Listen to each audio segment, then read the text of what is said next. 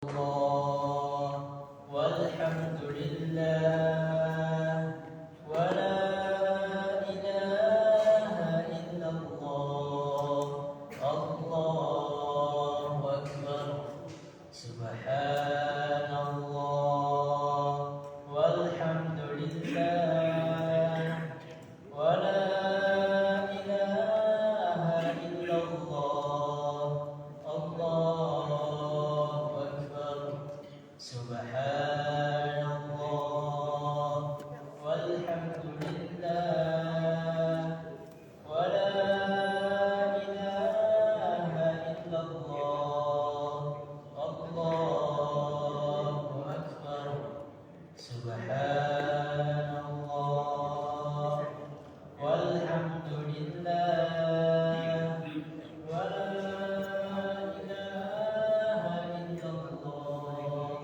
الله أكبر سبحان الله والحمد لله ولا إله إلا الله الله أكبر سبحان الله والحمد لله ولا إله إلا الله الله أكبر بسم الله الرحمن الرحيم السلام عليكم ورحمة الله وبركاته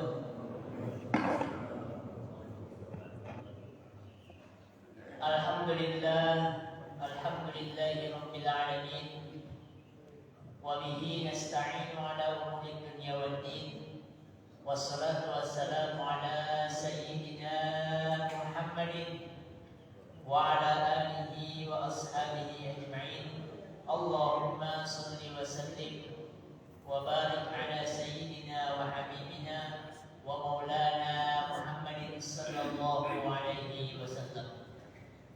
Jamaah sekalian, bapak-bapak, ibu-ibu yang insyaallah senantiasa dimuliakan oleh Allah Subhanahu wa taala. Alhamdulillah, segala puji bagi Allah, salawat dan taslim pada baginda Nabi Muhammad sallallahu alaihi wasallam. Sebagaimana kegiatan pekan kita bahwa di hari Ahad ba'da salat subuh kita beriktikaf, bermajlis ilmu, bermuwajahah untuk sama-sama mencari ridha Allah Subhanahu wa taala dalam majlis itu. Dan insyaallah pada pertemuan di pagi hari ini akan diisi oleh guru kita Ustaz Mujahid Nur Islami hafizahullah taala dengan tema pembahasan terkait dengan mukjizat Rasulullah sallallahu alaihi wasallam. Insyaallah nanti hingga waktu syuruk saat ini jatuh pada pukul 5.50, kemudian kita tambah 10 menit hingga di jam 6 insyaallah. Semoga Allah mudahkan dan semoga Allah terima amal-amal perbuatan kita. Untuk itu langsung saja kita berikan kepada guru kita Ustaz Mujahid Nur Islami waktu dan tempat kami persilakan. Bismillahirrahmanirrahim. Assalamualaikum warahmatullahi wabarakatuh.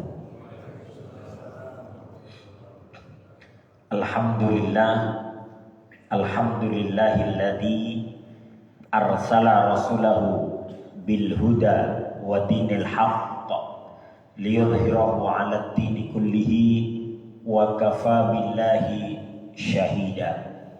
Asyhadu an la ilaha illallah wahdahu la syarikalah wa asyhadu anna Muhammadan abduhu wa rasuluhu la nabiyya ba'da.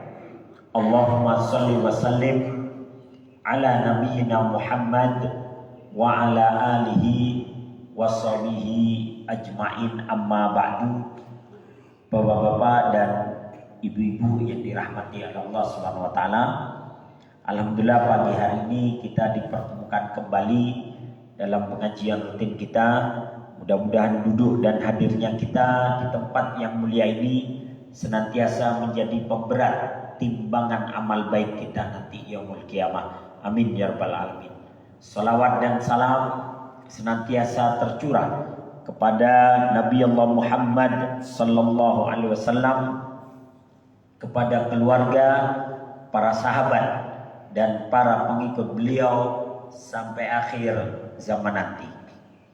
Bapak-bapak dan ibu-ibu yang dirahmati Allah Subhanahu wa taala, tema kita pagi hari ini adalah mukjizat Rasulullah sallallahu alaihi wasallam. Pengertian mukjizat.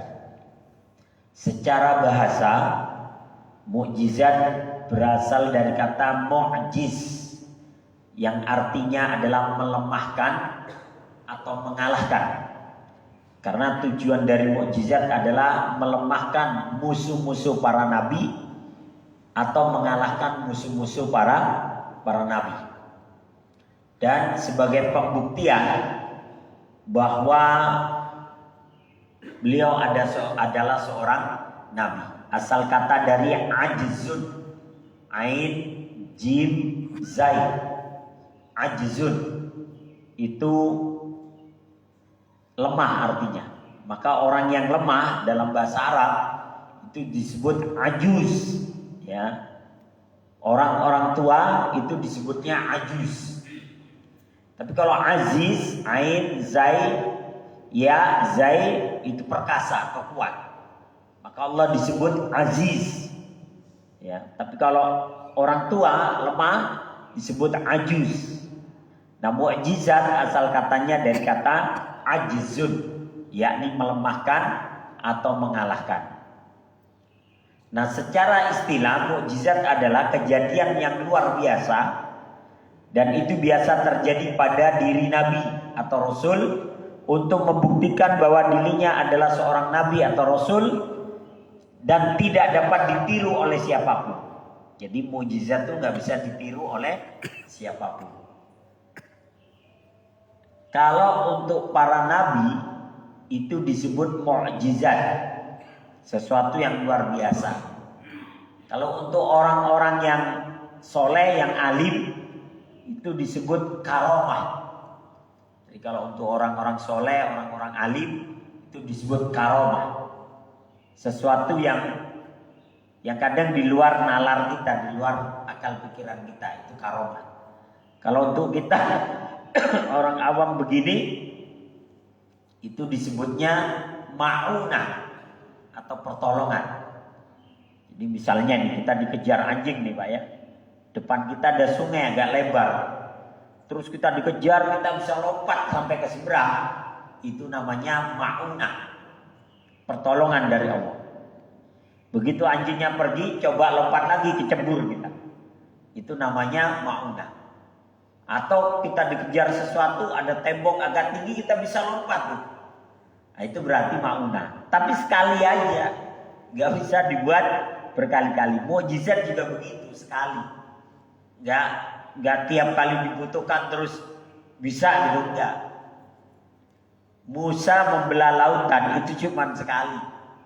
Tongkatnya jadi ular juga sekali.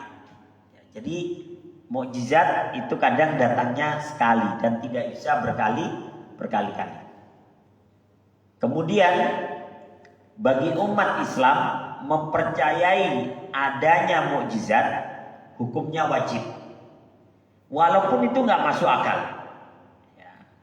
Karena memang mukjizat itu nggak masuk akal karena di luar nalar manusia. Kalau masuk akal itu sulap Pak.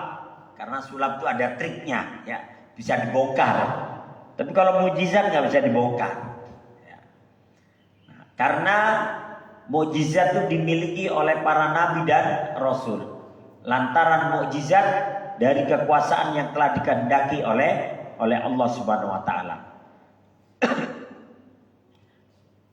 Allah Subhanahu wa taala menyatakan, "Walaqad arsalna rusulan min qablika wa ja'alna lahum azwajan wa dzurriyyatan wa ma kana li rasulin an ya'tiya bi ayatin illa bi idznillah likulli ajalin kitab." Allah Subhanahu wa taala menyatakan walaqad arsalna, dan sesungguhnya kami telah mengutus beberapa rasul sebelum engkau wahai Muhammad, dan kami memberikan kepada mereka istri-istri dan keturunan, dan tidak ada hak bagi seorang rasul pun mendatangkan satu ayat atau mukjizat melainkan dengan seizin Allah. Jadi mukjizat itu dengan izin Allah, nggak bisa semau-maunya rasul atau nabi.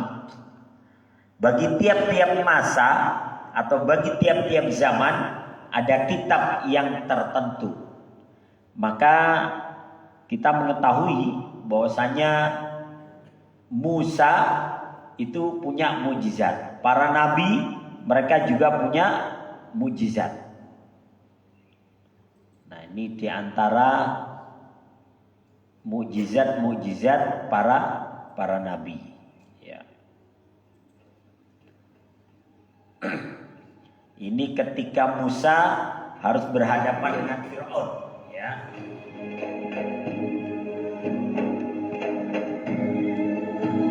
Pharaoh, free your slaves.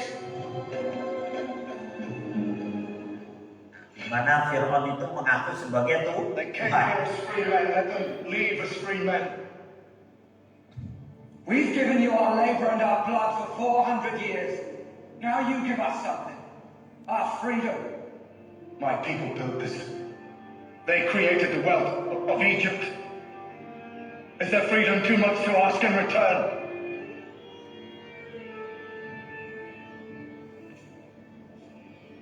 God!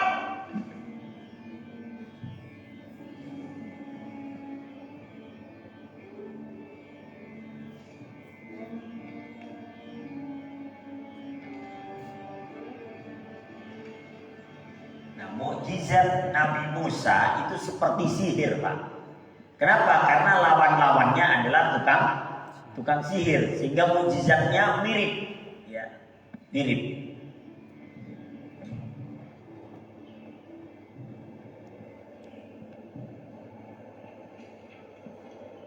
You have an army?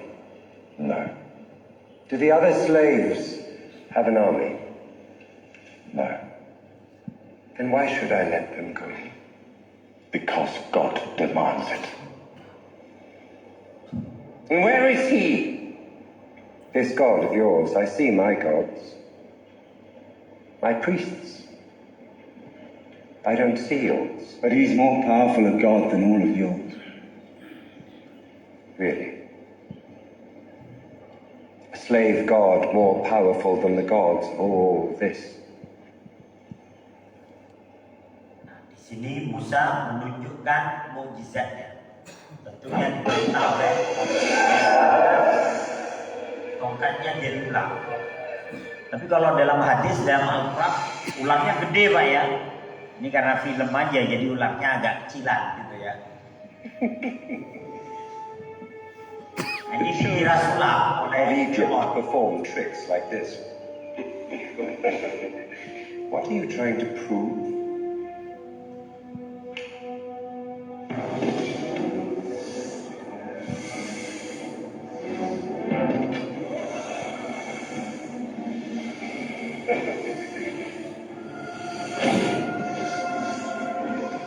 Ketika ular-ular tukang sihir itu kalah, baru heran ya.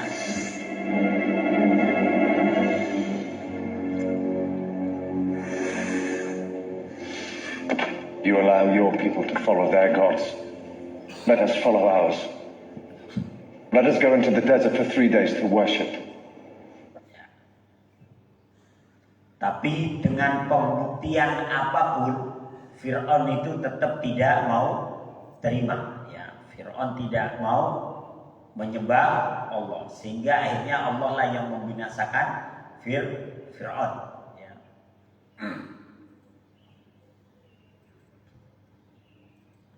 Nah, maka kewajiban kita sebagai orang beriman wajib mengimani bahwa mukjizat itu memang ada.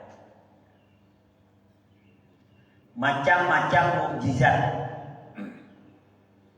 Jadi mukjizat itu ada beberapa macam. Yang pertama mukjizat kauniyah. Asal kata dari kun fayakun, kauniyah, dengan ucapan kun fayakun. Kemudian ada mukjizat syahsyiyah. Syahsyun itu pribadi, ya, yang muncul dari pribadi seorang rasul. Ada mukjizat salbiyah. Salbiyah itu sesuatu yang harusnya berfungsi tiba-tiba tidak berfungsi. Seperti api harusnya panas tiba-tiba jadi dingin. Itu namanya mukjizat salbiyah. Kemudian ada mukjizat akliyah. Mukjizat yang bisa masuk akal atau bisa dipahami dengan akal. Nah, yang pertama adalah mukjizat kauniyah.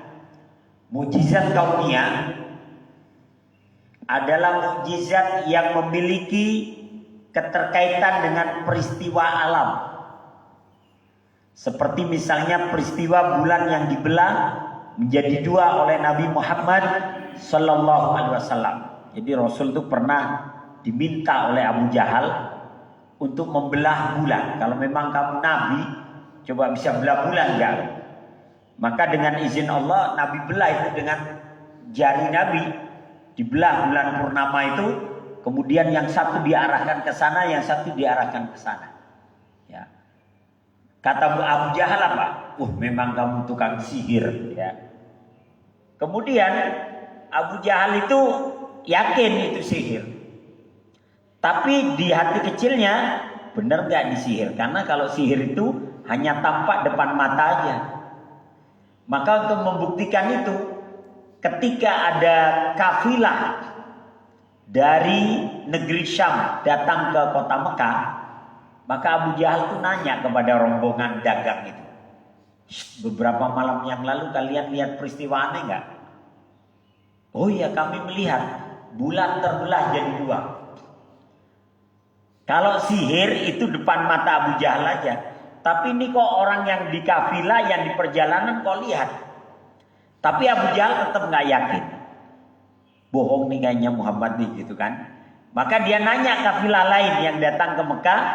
Ditanya, kalian beberapa malam yang lalu lihat keanehan gak?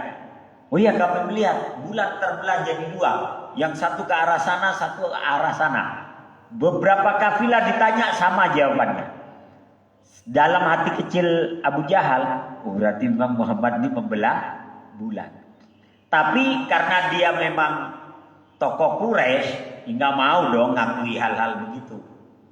Ya, akhirnya tetap dia mendustakan Nabi. Tapi kafilah-kafilah itu melihat.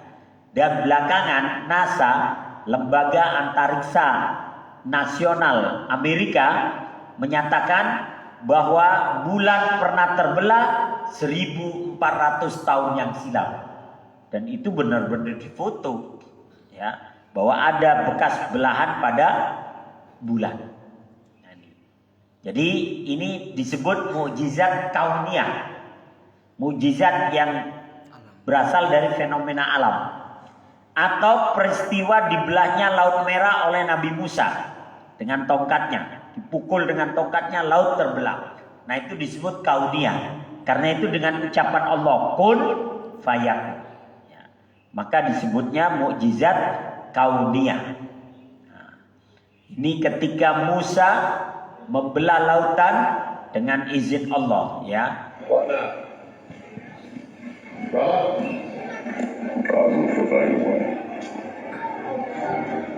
Allah perintahkan Musa untuk ke Laut Merah.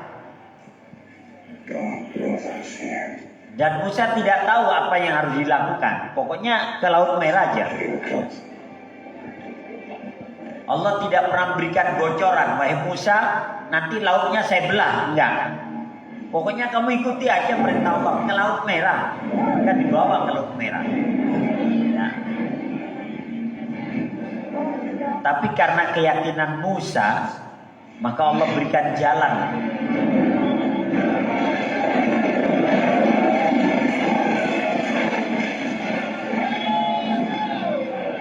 Where is your God now, Moses? We have the next trap.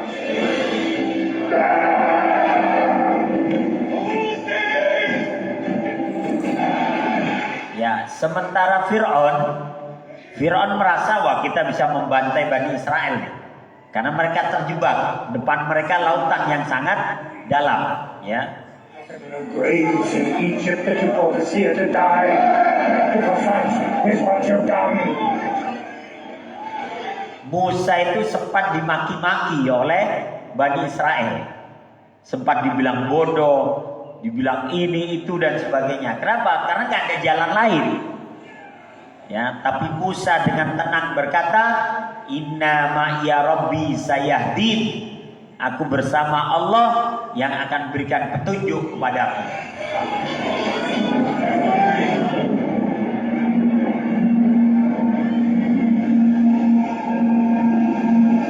Dan Musa itu keyakinannya luar biasa.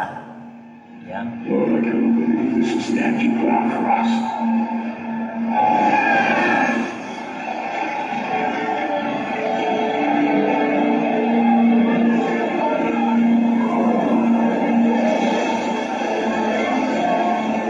We have watched you bring terror on our enemies.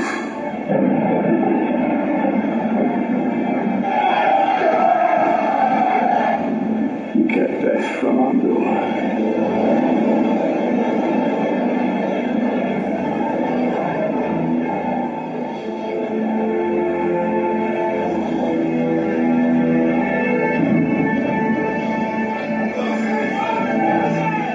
Karena keyakinan Musa itulah kemudian Allah berfirman, pukullah lautan dengan tongkatmu.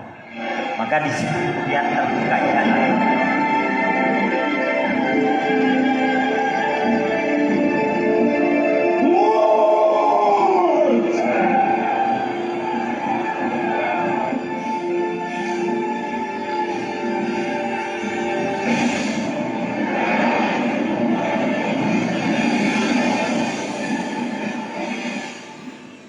Tidak ada yang menyangka bahwa laut itu akan dibelah oleh Allah. Ya, bahkan Musa sendiri tidak menyangka. Dia hanya mematuhi pukullah lautan, ya dipukul.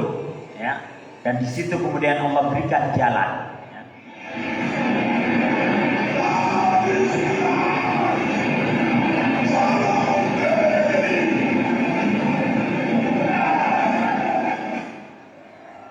Bahkan Fir'aun pun, ya, bahkan Fir'aun pun tidak menyangka itu kalau Laut Merah itu akhirnya terbelah. Ya. Fir'aun tidak menyangka, sehingga Fir'aun tetap mengejar. Dia pikir dia bisa mengejar Musa sampai ke seberang dan dia selamat.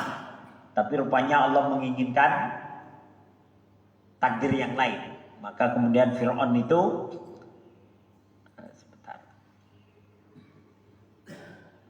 maka Allah tenggelamkan Fir'aun itu sehingga dia menjadi kenangan buat kita sampai sekarang bahwa di situ ada mukjizat Musa. Ya. Kemudian ada mukjizat syahsiyah. Syahsun itu pribadi artinya. Mukjizat sahsiyah adalah mukjizat yang keluar dan berasal dari tubuh seorang nabi atau rasul. Seperti halnya peristiwa air yang keluar dari celah jari jemari Rasulullah SAW. Jadi pernah keluar air dengan izin Allah dari sela-sela jari ini, Pak.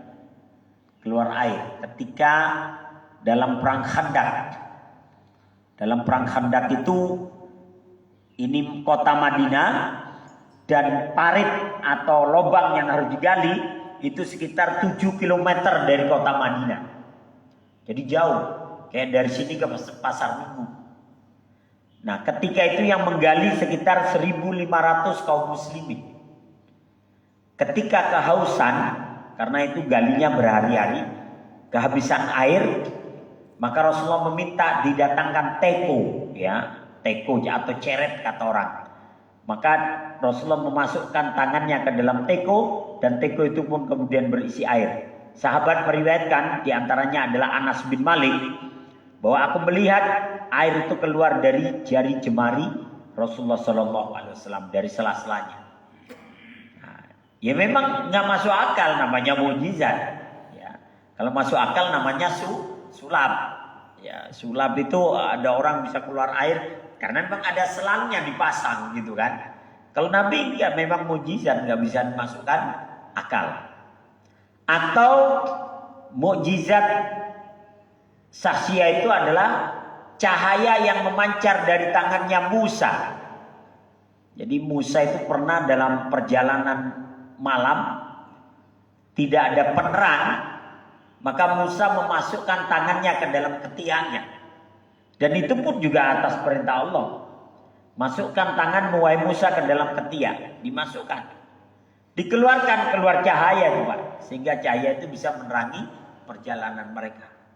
Tapi itu sekali doang nggak tiap masuk ketek kemudian keluar lagi cahaya, enggak, sekali doang.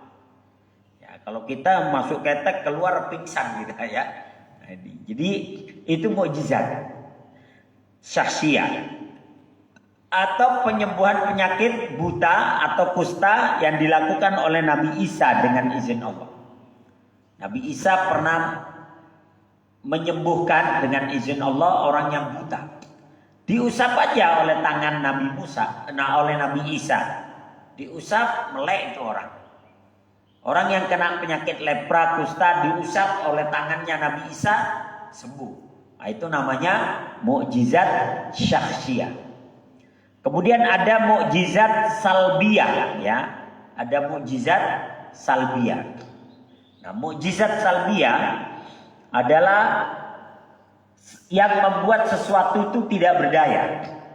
Seperti peristiwa Nabi Ibrahim alaihissalam yang dibakar oleh Raja Namrud, akan tetapi api tidak mampu membakar tubuhnya. Itu namanya mukjizat salbiyah. Api yang harusnya panas tiba-tiba dingin. Jadi dia tidak berfungsi. Itu namanya mukjizat salbiyah. Kenapa? Karena memang Allah yang perintahkan itu api. Ya nar kuni bardan wa salaman ala Ibrahim. Wahai api, jadilah dingin dan selamatkan Ibrahim. Maka Nabi Ibrahim diselamatkan. Atau ketika Nabi dikejar oleh Suraqah bin Malik bin Jusum. Jadi ketika Nabi hijrah, kan Abu Jahal itu mengumumkan, man amsaka Muhammadan hayyan aw mayyitan falahu mi'atu naqah. Barang siapa yang bisa menangkap Muhammad hidup atau mati, maka dia mendapatkan hadiah 100 ekor onta. Maka salah satu orang yang berhasil memburu Nabi itu adalah Suraqah bin Malik bin Jusum. Ketika dia menghunuskan pedangnya dan memacu kudanya, udah dekat dengan Nabi, nyusruk itu kudanya, terpelanting dia. Maka Nabi melanjutkan terus perjalanannya. Nabi pura-pura nggak tahu. Kemudian dia naik kuda lagi, dia pacu lagi mengejar Nabi, dekat dengan Nabi, jatuh lagi sampai 3 kali jatuh. Akhirnya dia mengatakan, innahu mamnu'un mawahir. Rupanya Muhammad ini ada yang jaga, ya. Dan dia pasti akan selalu menang nih. Buktinya udah dekat nyusruk melulu saya. Maka akhirnya Suraqah bin Malik masuk Islam. Ya, masuk Islam. Maka itu disebut mukjizat salbiyah.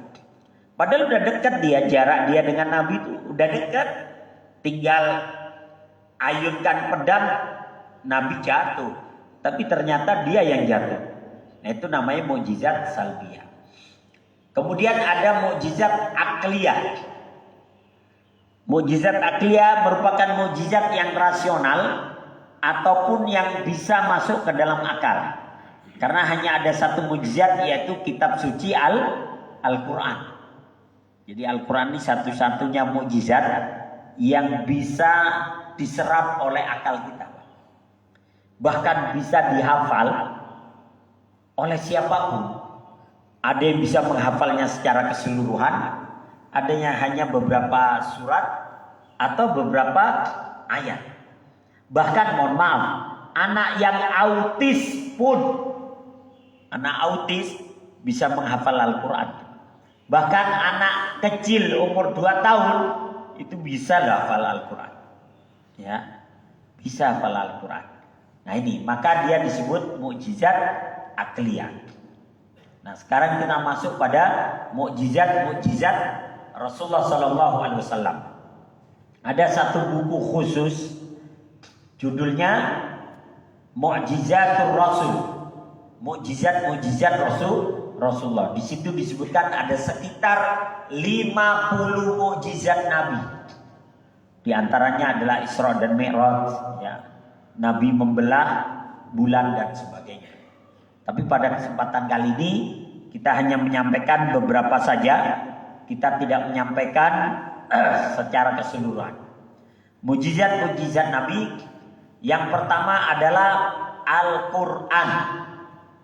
Mukjizat Nabi yang pertama adalah Al-Quran, dan ini disebut mukjizat akliyah. Mukjizat akliyah ini yang bisa masuk ke dalam akal kita. Karena Al-Quran inilah satu-satunya kitab yang bisa dihafal secara keseluruhan. Secara keseluruhan loh Pak. Dari Al-Fatihah sampai An-Nas, 30 juz itu bisa dihafal. Ya. Di daerah Kudus itu ada satu pesantren tahfidzul Quran. Anak-anak umur 7 tahun, 9 tahun itu sudah hafal Pak 30 juz. Ya. Hafal itu 30 juz. Tapi memang mereka nggak terkenal. Dan memang sengaja Allah sepertinya menyembunyikan mereka. Karena kalau sudah berbau ketenaran ini bisa hilang hafalan takutnya Pak. Ya, beda dengan yang hafal satu lagu. Wong kok ngene kok dibanding-bandingke, itu langsung terkenal itu ya. Hafal satu lagu doang, tapi yang 30 juz Allah sembunyikan. Karena memang harus dijaga ini keikhlasannya. Harus dijaga. Dan tidak cuma anak-anak di Indonesia, di Afrika, di Amerika, di Mesir, di Arab, di berbagai negeri manapun Al-Quran bisa dihafal keseluruhan oleh anak kecil, bahkan oleh orang yang sudah dewasa. Al-Quran ini bisa dihafal oleh orang yang cerdas sekalipun, bahkan anak yang autis, keterbelakangan mental pun bisa menghafal. Ya. Inilah hebatnya Al-Quran. Dulu Pak, ada seorang kristolog namanya almarhum Pak Insan Mokoginta. Beliau ketika itu pernah berdebat dengan seorang pendeta namanya Pendeta Lengkong. Pendeta Lengkong itu ditantang sama Pak Insan. Pak Pendeta, kalau Pak Pendeta hafal Injil selembar saja, hafal Injil selembar saja tanpa salah, sekarang juga saya masuk Nasrani. Hafal selembar doang, selembar gitu. Tanpa salah Anda bisa menghafalkannya. Sekarang juga saya masuk Nasrani. Nggak bisa membuktikan. Emang nggak bisa dihafal gitu. Ya. Tapi kalau Anda menyuruh apakah Al-Quran bisa dihafal, bisa 30 juz. Di bawah itu anaknya Bapak Insan. Ini anaknya yang hafal. Usia sekitar 9 tahun. Hafal Quran 30 juz. Ya, jadi subhanallah, anak dari manapun menghafal Quran bisa. Kenapa? Karena bunyinya sama. Al-Quran yang ada di Jawa sama Al-Quran yang ada di Amerika bunyinya sama. Qul huwallahu ahad yang ada di sini sama yang di Afrika sama. Ya, An-Nas, Al-Fatihah yang ada di sini maupun yang ada di Australia sama. Makanya bisa dihafal. Maka satu-satunya kitab yang bisa dihafal secara keseluruhan itu adalah Al-Quran, dan ini adalah mukjizat. Sehingga kalau ada orang yang merubah isi Al-Quran, ketahuan. Kenapa? Banyak orang-orang yang hafal. Sehingga akan ketahuan mana yang dirubah atau mana yang tidak. Dan itu dihafal dari sejak zaman Rasulullah sampai nanti menjelang kiamat Al-Quran akan dihafal. Ya. Nah, ini adalah mukjizat. Kemudian Allah pernah memberikan tantangan kepada orang-orang kafir Quraisy. Ya. Allah menyatakan, "Qul la in ijtama'atil insu wal jin ala ayyatu bimithli hadzal Qur'an la ya'tuna bimithli walau kana ba'duhum li ba'din dhahira. Dalam surat Al-Isra ayat 88 Allah menyatakan, katakan wahai Muhammad, sesungguhnya jika manusia dan jin berkumpul untuk membuat sesuatu yang serupa dengan Al-Quran ini, niscaya mereka tidak akan dapat membuat yang serupa dengan dia. Sekalipun sebagian mereka menjadi pembantu bagi sebagian yang lainnya. Jadi nggak ada orang yang bisa membuat sesuatu yang seperti Al-Quran. Dan Al-Quran ini kalau dibaca akan memberikan fungsi, Pak. Al-Quran ini sebagai syifa. Maka ketika kita ada sesuatu yang sakit kemudian kita bacakan Al-Quran, maka di situ ada kesembuhan. Karena Al-Quran itu syifa, baik itu penyakit hati atau penyakit fisik. Bahkan orang kesurupan pun kalau dibacakan Al-Quran sembuh, Pak. Ya. Beda sama kalau dibacain mantra-mantra. Adiarika kang kawas siro siji siro gedeng aku dewe orang mudeng. Ya, belum tentu sembuh itu. Ya. Tapi kalau dibacakan ayat kursi, dibacakan ayat-ayat tertentu, maka sembuh. Dan membaca Al-Quran per hurufnya itu 10 kebaikan dicatat oleh Allah Subhanahu wa Ta'ala. Maka Al-Quran mukjizat yang luar biasa. Bahkan Allah berikan tantangan kepada kafir Quraisy karena mereka itu dianggap paling pandai membuat syair. Maka Allah menyatakan dalam surat Al-Baqarah ayat 23-24, wa in kuntum fi raibin mimma nazzalna ala 'abdina fa'tu bi suratin min mithli wad'u syuhada'akum min dunillah in kuntum shadiqin. Fa in lam taf'alu wa lan taf'alu fattaqun naral lati waquduhan nas wal hijara uiddat lil kafirin.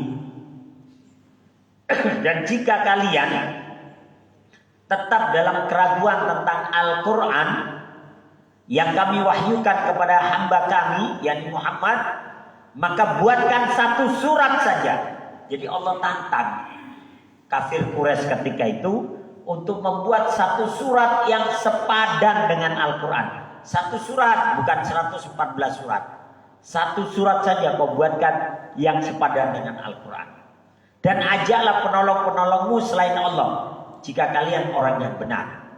Wa in lam taf'alu wa lan taf'alu, maka apabila kalian tidak bisa membuatnya, dan pasti kata Allah kalian tidak bisa membuatnya, maka jagalah diri kalian dari api neraka yang bahan bakarnya adalah manusia dan batu yang disediakan bagi orang-orang yang kafir. Maka tidak ada satupun dari mereka yang bisa membuat sesuatu yang sepadan dengan surat Al-Quran. Itu mukjizat Nabi yang pertama, yakni Al-Quran. Mukjizat Nabi yang kedua adalah makanan bertambah dan tidak berkurang.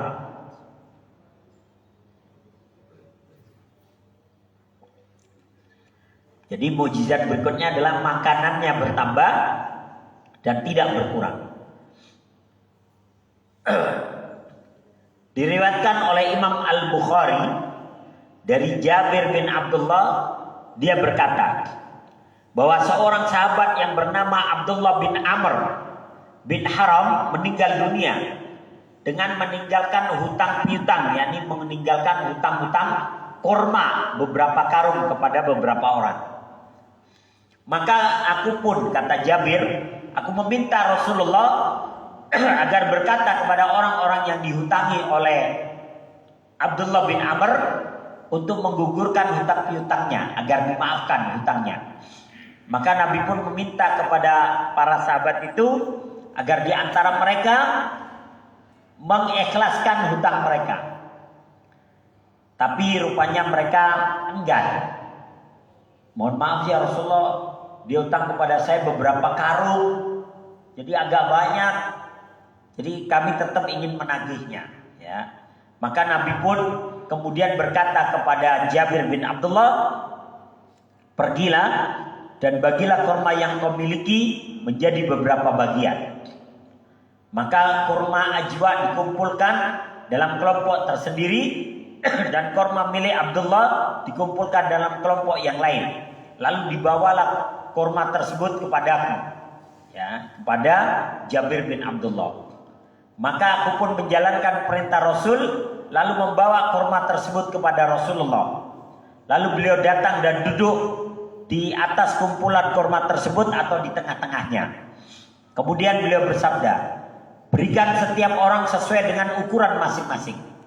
Maka aku pun menimbangnya sehingga setiap orang telah terpenuhi masing-masing. Jadi kurma yang ada adalah kurma miliknya Jabir bin Abdullah dan miliknya Abdullah yang sudah wafat tadi. Digabung jadi satu. Jadi dibantu dengan kurmanya Jabir bin Abdullah, kemudian miliknya Abdullah juga. Dijadikan satu, kemudian Nabi menimbangnya, menakarnya, dibayarkan kepada orang-orang yang punya, yang dihutangi oleh Abdullah bin Amr bin Haram tadi. Dibagikan oleh Nabi. Nah, setelah semua orang mendapatkan jatah pembayarannya, kurma itu, mereka pulang. Sementara, kata Jabir bin Abdullah, sementara kurma milikku tetap tersisa, seakan-akan tidak berkurang apapun darinya. Jadi kurmanya Jabir bin Abdullah tetap ada, dan kurmanya Abdullah pun tetap ada, padahal mereka sudah dibayarkan hutangnya. Harusnya berkurang, tapi dengan izin Allah dia bawa pulang kembali. Ya, ini namanya keberkahan dalam makanan, tidak berkurang, ya tetap segitu. Padahal itu sudah dibagikan kepada semuanya. Hadis diriwayatkan oleh Imam Bukhari. Dalam kitab Ar-Rahiqul Maktum yang ditulis oleh Syekh Safiyur Rahman Al-Mubarakfuri, disebutkan bahwa ketika perang Khandaq, Nabi harus menggali parit itu, harus menggali lubang supaya musuh tidak masuk ke Madinah. Nah, ketika menggali, bahan makanan habis karena jarak antara tempat penggalian dengan kota Madinah itu sekitar 7 km. Maka kemudian Nabi mengganjal perut beliau dengan batu. Umar juga mengganjal perutnya dengan batu. Sahabat lain mengganjal perutnya dengan batu. Kenapa? Karena lapar. Maka tiba-tiba ada seorang sahabat yang datang dengan membawa kuda, dengan membawa panci, ya. Kemudian dia datang. Ya Rasulullah, istri saya telah membuat harisa. Harisa itu bubur gandum yang dicampur dengan daging domba, Pak. Tapi biasanya daging sama tepungnya itu imbang. Kalau tepungnya 5 kilo, biasanya dagingnya sekitar 4 kiloan gitu. Jadi imbang. Kalau kita kan bikin bubur, tepungnya 5 kilo, dagingnya cuma segenggam, ya. Tapi kalau ini enggak, imbang. Jadi terus ditambahi kuah kayak kari gitu. Cara makannya diambil roti, diteplokin itu bubur di atasnya, plok gitu ya. Dengan dengan bumbu-bumbunya itu. Langsung dimakan gitu. Nah, sahabat ini datang, ya Rasulullah, istri saya membuat bubur ini tapi hanya cukup untuk 100 orang. Diperkirakan ini bubur hanya cukup 100 orang. Dan rotinya pun itu juga untuk 100 orang. Maka kata Nabi, siapkan tungku, siapkan perapian. Maka disiapkan perapian. Itu panci ditaruh di atas api. Kemudian kata Nabi, engkau yang menuangkan bubur ke atas roti, aku yang menutup pancinya, kata Nabi. Maka Nabi yang pegang pancinya itu. Ya, ketika Nabi buka, udah ambil, sahabat ngambil tuh, dituangkan ke roti, plek, diberikan kepada sahabat-sahabat yang menggali. Ntar ditutup lagi oleh Nabi. Ntar dibuka lagi, dituangin lagi, terus begitu. Sampai 1.500 orang itu makan semua. Padahal harusnya untuk 100 orang. Dan akhirnya habis juga itu bubur. Rotinya juga habis juga. Padahal itu roti harusnya cukup untuk 100 orang. Maka sahabat mengatakan inilah bagian dari mukjizat, ya, yang mereka lihat dengan nyata. Dan ketika perang Khandaq itu juga di antara mukjizat Nabi adalah ketika sahabat memukul sebuah batu besar nggak bisa pecah. Maka kemudian Nabi yang memukulnya, ketika dipukul oleh Nabi keluar api itu, celap gitu. Kata Nabi, sesungguhnya Islam akan menaklukkan wilayah Persia. Ya. Kemudian Nabi pukul lagi, wak, ya, keluar cahaya lagi. Kata Nabi, Islam akan menaklukkan Romawi. Dipukul lagi, gelap, keluar cahaya. Kata Nabi, Islam akan menaklukkan wilayah Yaman. Dan ternyata subhanallah, 3 tempat itu akhirnya ditaklukkan pada zamannya Umar bin Khattab. Memang bukan pada zaman Nabi, tapi pada zaman Umar bin Khattab. Tapi itu bagian dari mukjizat. Jadi banyak peristiwa yang terjadi ketika penggalian parit dalam perang Khandaq itu. Ya. Dan itu dilihat oleh sahabat. Bahkan dalam perang Khandaq itu juga Nabi sempat mengeluarkan air dari tangannya. Dan itu dilihat. Dan dalam kitab Ar-Rahiqul Maktum itu dicatat semua. Kemudian turunnya keberkahan pada air yang sedikit. Nah, kalau ini dalam sebuah misi pertempuran hanya sekitar 300 orang saja. Dari Anas bin Malik radhiyallahu anhu berkata, aku melihat Rasulullah sallallahu alaihi wasallam pada saat waktu sholat asar telah tiba. Jadi dalam sebuah misi pertempuran yang hanya diikuti sekitar 300 sahabat saja, maka para sahabat pun mencari air untuk berwudu.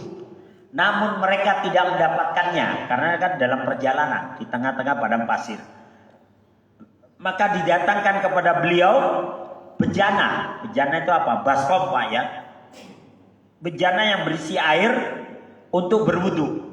Maka Rasulullah Shallallahu Alaihi Wasallam, jadi airnya itu cuma 1 panci aja lah kalau bahasa kita. Hanya 1 panci aja. Hanya untuk berwudu 1 atau 2 orang saja. Maka Rasulullah kemudian meletakkan tangannya dalam bejana tersebut. Nabi masukkan ke tangannya ke dalam air tersebut. Lalu beliau memerintahkan sahabat untuk berwudu padanya. Jadi ada sahabat yang miringin pancinya itu begini.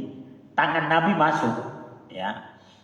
Kemudian kata Anas bin Malik, sungguh aku menyaksikan bahwa air tersebut keluar dari bawah jari jemari beliau sampai seluruh sahabat bisa berwudu dengannya. Hadis diriwayatkan oleh Imam Al-Bukhari. Kemudian dalam riwayat yang lain, dalam riwayat Imam Bukhari juga disebutkan seorang sahabat yang bernama Qatada, dia bertanya, aku berkata kepada Anas, berapa jumlah kalian pada saat kejadian tersebut? Maka Anas bin Malik menjawab, sekitar 300 orang atau kurang lebih 300 orang. Jadi 300 orang itu bisa berwudu hanya dengan air sepanci itu doang, Pak. Ya. Tapi Anas bilang bahwa aku melihat air itu keluar dari jari jemari Rasulullah Sallallahu Alaihi Wasallam. Ya. Kalau yang lihat Abu Jahal ya dibilang sihir. Tapi kalau lihat sahabat, yaitu adalah mukjizat. Nah ini. Kemudian Rasulullah Sallallahu Alaihi Wasallam menyembuhkan orang yang sakit dengan izin Allah. Ini juga mukjizat. Ini diriwayatkan oleh Imam Al-Bukhari dari Al-Barra bin Azib radhiyallahu an, pada saat Al-Barra bin Azib menjalankan sebuah misi yang diperintahkan oleh Nabi Sallallahu Alaihi Wasallam, pada satu malam dia terjatuh dari kudanya. Ya, jadi dia dalam sebuah misi dia naik kuda, kemudian dia terjatuh, yang mengakibatkan tulang betisnya patah. Lalu aku mengikatnya dengan sorbanku, kemudian barulah aku pergi melanjutkan perjalanan. Lalu datang kepada Rasulullah Sallallahu Alaihi Wasallam dan menceritakan apa yang telah terjadi. Lalu beliau bersabda, rentangkan kakimu. Ya, maksudnya suruh diluruskan kakinya. Maka aku pun merentangkan kakiku, lalu beliau mengusapnya sehingga sembuh, seakan-akan tidak pernah terjadi sakit apapun. Hadis ini diriwayatkan oleh Imam Al-Bukhari dan dari seorang sahabat yang sakit, dia bernama Al-Barra bin Azib. Dan beberapa riwayat juga disebutkan dalam kitab Ar-Rahiqul Maktum yang ditulis oleh Syekh Safiur Rahman Al-Mubarakfuri, bahwa ketika Nabi mengepung Khaybar, benteng Yahudi yang paling besar, karena benteng itu susah untuk ditembus, awalnya Abu Bakar disuruh jadi panglima, belum tembus juga. Diganti kepada Umar, belum tembus juga. Akhirnya bendera kepemimpinan itu diberikan kepada Ali bin Abi Thalib. Pada saat itu Ali bin Abi Thalib matanya sedang sakit, Pak, merah dan susah untuk melihat. Maka Nabi menyatakan, kemarilah wahai Ali. Didoain oleh Nabi, kemudian diludahi, Pak. Cuman meludahnya begini, gitu aja, bukan begitu, ya. Cuman diginiin aja, gitu aja, tanpa keluar ludah, cuman gini. Sembuh itu Ali, ya, sembuh. Tapi memang dalam beberapa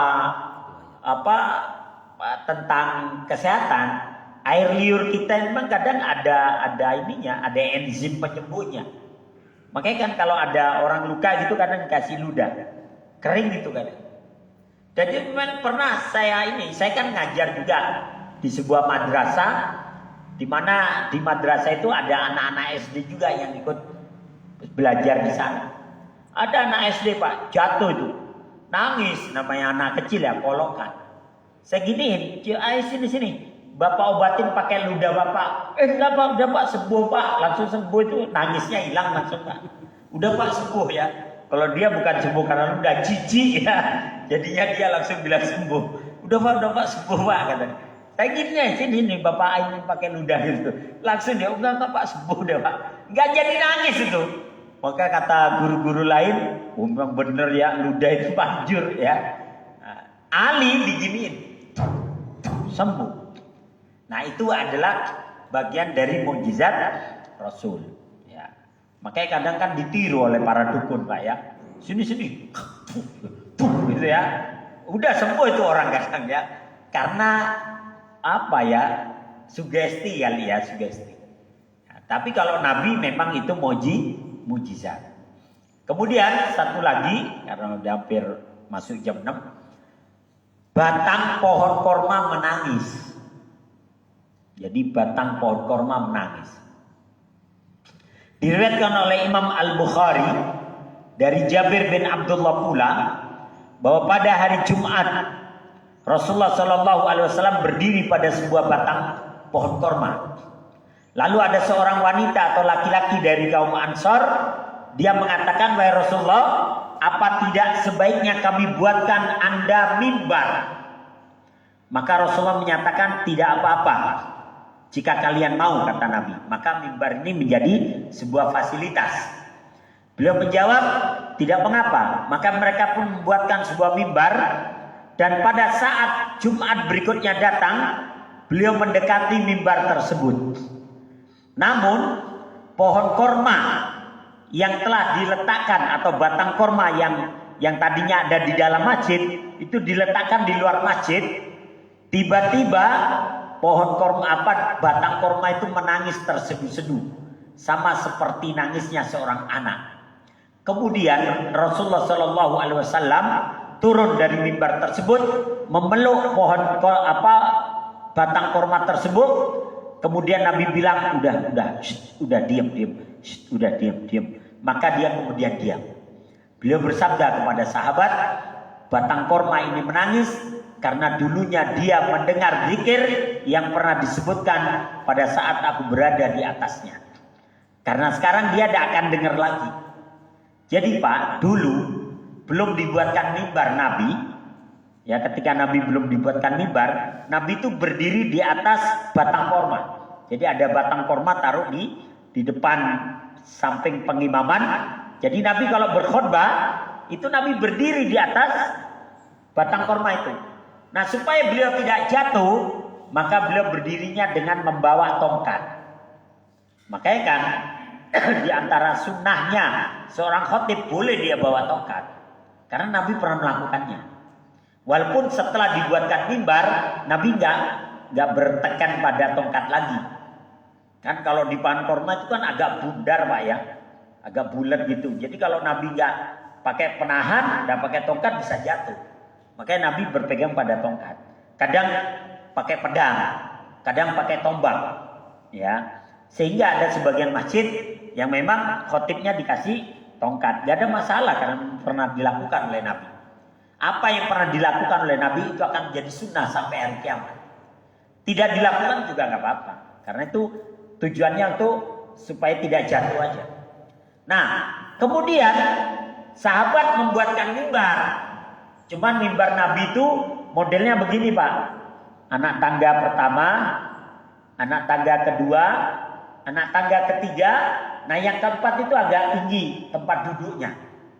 Jadi mimbar Nabi itu hanya berbentuk tangga aja. Kemudian yang nomor 4 itu tinggi, itu tempat duduknya. Nah, karena mimbar ini bagian dari fasilitas dan tidak ada aturan baku dalam modelnya, maka intinya mimbar tempat berdiri. Boleh modelnya seperti ini, boleh modelnya meja saja, atau boleh modelnya ya ada tempat duduknya tadi. Karena dia sebagai fasilitas. Mau pakai tongkat silakan, tidak juga apa-apa. Karena dalam hadis disebutkan semenjak Nabi dibuatkan mimbar itu, Nabi kemudian tidak lagi bertahan pada tongkat. Karena kan udah datar Pak. Berdiri biasa udah enak. Kalau sebelumnya memang Nabi pakai ini. Nah karena batang korma itu diganti dengan mimbar, batang korma itu nangis. Kata Nabi dia menangis karena setelah ini dia tidak akan mendengar lagi zikir atau ayat-ayat yang aku sebutkan. Makanya dia menangis. Dan itu disaksikan oleh para sahabat. Sehingga hadisnya mutawatir. Hadis mutawatir itu begini Pak. Hadis yang disampaikan oleh 20 sahabat lebih. Artinya 20-20-nya itu menyaksikan atau mendengar langsung dari Rasulullah SAW. Yang tidak mungkin 20 orang ini sepakat dalam dusta. Ya kalau 20 orang kan nggak mungkin berbohong Pak. Kalau 1 orang, 2 orang bisa bohong. Tapi kalau 20 orang semuanya menyatakan, maka hadis itu menjadi mutawatir, tidak lagi bisa diragukan. Wallahu a'lam bishawab. Dan masih banyak lagi mukjizat-mukjizat Rasulullah SAW. Tapi karena waktu sudah masuk jam 6:05, saya kembalikan kepada MC. Jazakumullah saja atas materi kita pada pagi hari ini. Sebelum kita tutup, mungkin kalau ada pertanyaan dari Bapak Ibu atau kalau tidak ada, alhamdulillah kita cukupkan agenda kita, pengajian kita pada pagi hari ini. Kita akhiri majlis kita dengan doa kafaratul majlis. Subhanakallahumma wa bihamdika Asyhadu an la ilaha illa anta astaghfiruka wa atubu ilaik. Wassalamualaikum warahmatullahi wabarakatuh. Waalaikumsalam warahmatullahi wabarakatuh.